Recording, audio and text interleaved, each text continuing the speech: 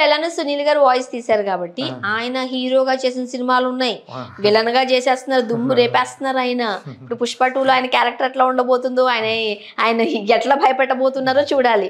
And చాలా కామెడీగా కూడా చాలా బాగుంటాయి. అయ్యి బాబోయ్ అంటారు చూడండి, అఫ్కోర్స్ మీరు చెప్తుంటే మాకు వస్తుంది లాంగ్వేజ్. సో అది ఎలా ఉంటుంది, ఆ వేరియేషన్స్ చూపించండి. అంటే మీకు అంటే కామిక్గా కావాలి కాబట్టి జస్ట్ ఒక చిన్న డైలాగ్ ఒకటి తీసుకుని ఈయన చెప్తే ఎలా ఉంటుంది అనేది చేస్తానండి. ప్రకాష్ రాజ్ గారిది, అమ్మ అడగకుండా జన్మనిచ్చావు, ఏడిస్తే పాలిచ్చావు, తొడుక్కోవడానికి బట్టలు ఇచ్చావు, వాడుకోవడానికి డబ్బులు ఇచ్చావు, రాసుకోవడానికి పెన్ను ఇచ్చావు, గీసుకోవడానికి గడ్డం ఇచ్చావు, ఎందుకమ్మా అయితే అర్లేక చచ్చావు, అయినా నువ్వు నాకు నచ్చావు, నువ్వు నాకు నచ్చావు, నువ్వు నాకు నచ్చావు. సో ఈ డైలాగ్ సపోజ్ సునీల్ గారు చెప్పు, అమ్మా అడగకుండానే జన్మనిచ్చావు, గ్యారంటీ కలర్ ఇచ్చావు, ఒంట్లో పెరగడం కొవ్విచ్చావు, కానీ కరడీకి 6 ప్యాక్ కూడా ఇచ్చావు, అందుకే నువ్వు నాకు నచ్చావు. ఓ అంటే ఇప్పుడు ఒకరి డైలాగ్ ఇంకొకరు చెప్తే ఎలా ఉంటుందో కూడా మీరు చెప్పేస్తూ ఉంటారు. అంటే అదే కదా కామెడీ.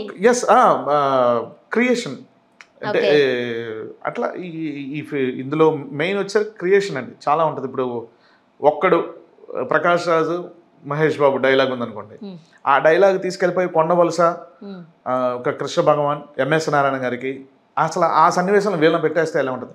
జనరల్ గా సినిమాలో స్పూఫ్స్ కూడా అలాగే చేస్తూ ఉంటారు, పెద్ద యాక్టర్లు చేసినవి మళ్ళీ స్పూఫ్లుగా ఇలా చేస్తూ ఉంటారు. సో ఎట్లానే మీరు మహేష్ బాబు గారు పేరు తీసుకొచ్చారు కాబట్టి కృష్ణ గారు మహేష్ బాబు గారు ఏదైనా ఒక మంచి ఇన్సిడెంట్ కావచ్చు, ఏదైనా కావచ్చు, వాళ్ళిద్దరూ మాట్లాడుకుంటున్నారు, ఎలా మాట్లాడుకుంటారు? ఈరోజు నేను చెప్పదలుచుకున్నది ఏంటంటే, నేను మహేష్ బాబుని పోకిరి సినిమా కలెక్షన్స్ గ్రాస్ చూసే చెప్పడం జరిగింది, ఇండస్ట్రీలో టాప్ హీరోగా నిలబడిపోతాడు, సూపర్ స్టార్ అవుతాడని, అది తను ప్రూవ్ చేసుకుంటాడని మనస్ఫూర్తిగా కోరుతూ ఉన్నాను. మరి అదేవిధంగా చూసుకుంటే ఇప్పుడు తను ఖాళీ లేడు, రాజమౌళి గారి సినిమా చేయటం జరుగుతుంది. కన్న తండ్రిగా నేను ఎంతగానో ఆనందపడుతున్నాను, చాలా సంతోషంగా ఉంది. All the best Mahesh. Thanks నాన్నగారి, మీ ఆశీర్వాదం ఉంటే ఎంత దూరమైనా వెళ్తాను, ఎన్ని సినిమాలైనా చేస్తాను. మీ బ్లెస్సింగ్స్ అండి. Thank you very much. మీరు నార్మల్గా మాట్లాడారు మహేష్ బాబు గారు, బట్ మహేష్ బాబు గారు ఒకలాంటి స్లాంగ్ మాట్లాడుతుంటారండో, రైట్? మంచి కామెడీ చేస్తారు ఆయన వాయిస్ లో నుంచి. అదే ఎమోషనల్ గా కూడా ఒకే ట్రాక్ లో తీసుకుందాం. ఏంటి పై అయితే ఏంటిది, ఎక్కడే పడుకుంటే పోతానా, తప్పలేదా? నువ్వేంటి అలా మాట్లాడావు? ఓ వచ్చారా, పీకేశారా, ఏంటి నా బొందో, నేను ఎత్తి కూర్చో, ఏంటి అలా మాట్లాడతావు?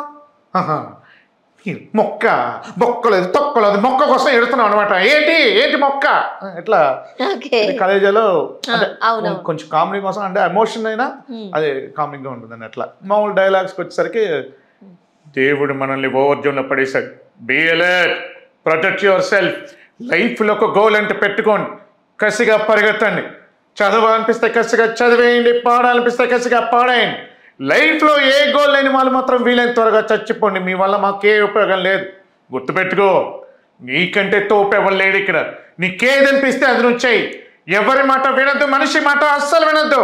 నీ టార్గెట్ 10 మైల్స్ అయితే ఏం 11th మైల్ కొట్టే దిమ్మ తిరిగిపోవాలి. చల్.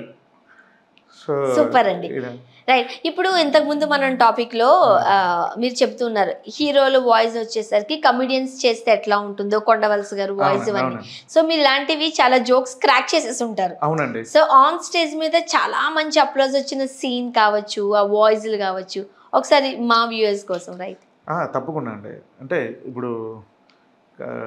ఇప్పుడైతే ఒక్కడు సన్నివేశం, అరే ఎవడరా నువ్వు, అరే నువ్వు ఎవరో నాకు తెలియదురా, కానీ నువ్వు చేసింది చాలా తప్పురా, రే నా ఇంటికి వచ్చి నా బంగారం మొత్తం దోచుకెళ్ళినా బాధపడేవాడిని కదరా, నా దగ్గర నువ్వు 1 కోటి రూపాయలు కొట్టేసినా తిరిగి సంపాదించుకునేవాడిని కానివరు, నా లవ్, నా గుండె, నా హార్ట్, నా స్వప్నం వెతికిలిపోయి కదరా. అరే స్వప్న అనుకున్నా, స్వప్న మెరుపు అయితే నేను ఉరుముండ్రా, స్వప్న సంక్రాంతి ముగ్గ అయితే అందులో నేను గొబ్బెమ్మండ్రో గాంగిని ఎద్దొచ్చు గొబ్బెమ్మను తొక్కినట్టు నా గుండె గొబ్బెమ్మను తొక్కేస్తావు నువ్వు రోయ్ కొండారెడ్డి బూరు సండలు పట్టుకుని ఓపిలని కొడతావా నేను మామూలుగా చంపండి రోయ్ మొక్కలు అనుకుని నా ప్రేమకు రక్తాభిషేకం చేస్తా రోయ్ వేడి బాడీలో చెబడికి ఏ ముక్కు కావాలని నరుక్కోండ్రా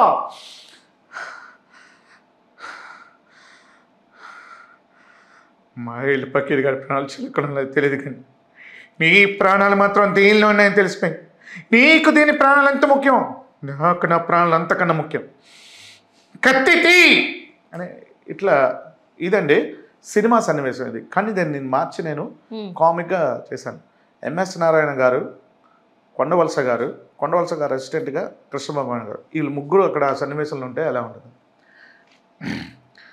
ఒరే నువ్వెవరో నాకు తెలియదురా కానీ నువ్వు చేసింది చాలా తప్పురా రే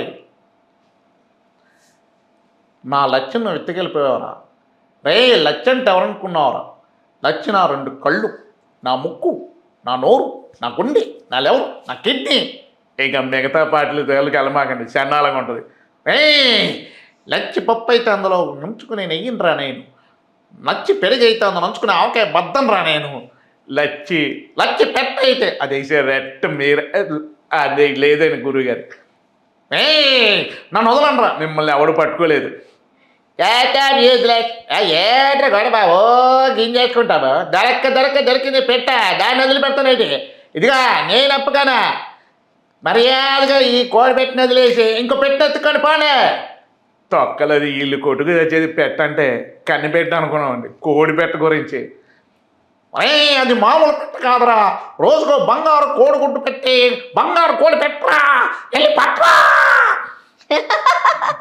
ఇప్పుడు ఈ స్క్రిప్ట్ అంతా మీరే రాసుకుంటారండి ఓకే సో అంటే అక్కడే ఉండి ఆ క్యారెక్టర్ ఈ క్యారెక్టర్ అంతా మీరే చేంజ్ చేసేస్తూ ఉంటారు సో మీరు ఇన్ని వాయిస్లు చేస్తున్నారు కదండి ఇది కాస్త డిఫికల్ట్గా ఉంది డిఫరెంట్గా ఉందని ఏదైనా అనిపించిందా మీకు వాయిస్ అదే నేను చెప్తున్నా కదండి ఆ వాయిస్ ప్రాక్టీస్ చేస్తున్నప్పుడు కానీ వచ్చేదాకా లేకపోతే ఒక కొత్త డైలాగ్ పాత యాక్టర్ అయినా కొత్త డైలాగ్ అన్నా అది ప్రాక్టీస్ చేసినప్పుడు కొంచెం ఇది ఉంటుంది బాగా ప్రాక్టీస్ చేస్తే అదే బాగా ప్రాక్టీస్ చేసిన వాయిస్ ఏంటి అసలు అంటే చాలా ఉన్నాయండి ఇప్పుడు హ్యూమన్ వాయిసెసే కాదు ఇప్పుడు ఒక హాలీవుడ్ రేంజ్లో voice it will be me it will always be me always bravest of us but you could never make our hard decision our planet will survive this is Megatron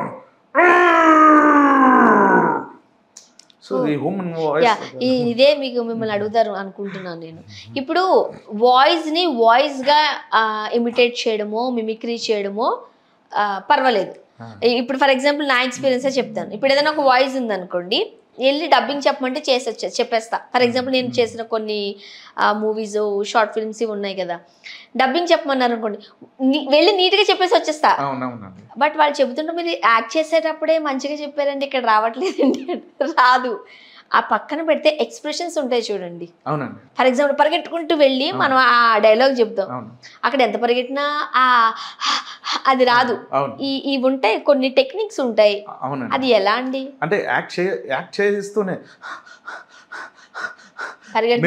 అన్నారు కదా అంతే కూర్చుని ఉన్నాను కొన్ని ఉంటాయి అంటే ఫర్ ఎగ్జాంపుల్ మనం ఏదైనా ఒక స్పూన్ తో దాన్ని తిప్పుతూ మాట్లాడుతాం అనుకోండి ఇక్కడ ఈ వాయిస్ ఇక్కడ కూడా ఏదో కావాలి మనకి ఏదో ఒకటి అక్కడ ఏదో యాడ్ చేయాలి అవన్నీ ఎట్లా వస్తాయండి అది ఫర్ ఎగ్జాంపుల్ జగవత్ బాబు గారిది ఒక సన్నివేశం జూనియర్ ఎన్టీఆర్ గారిది